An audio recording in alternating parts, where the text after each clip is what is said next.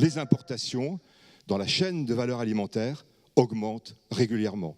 Que ce soit les importations de produits finis alimentaires, mais aussi les consommations intermédiaires, notamment pour l'agriculture, et en particulier dans l'alimentation du bétail.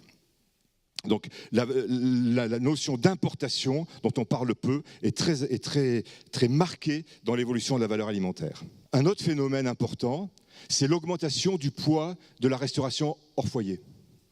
Aujourd'hui, 25% de la consommation n'est pas prise à domicile.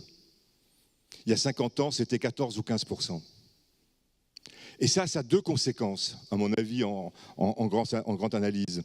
Le premier élément, c'est que, bien sûr, là-dedans, il y a davantage de services que de produits. Ça explique aussi ces évolutions tendancielles. Le deuxième élément, c'est que c'est une part de consommation qui ne passe pas par le commerce, et notamment pas par la grande distribution, ce qui est un des éléments qui met la grande distribution en tension actuellement.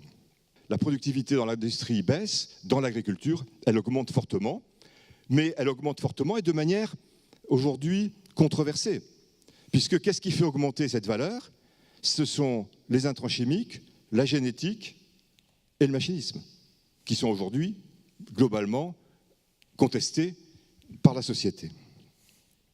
Par contre, ce qui est, et là ce sont des chiffres de Serre France, ce qui est, et à mon avis, la vraie crise aujourd'hui qu'on a en matière agricole, c'est la diversité des performances.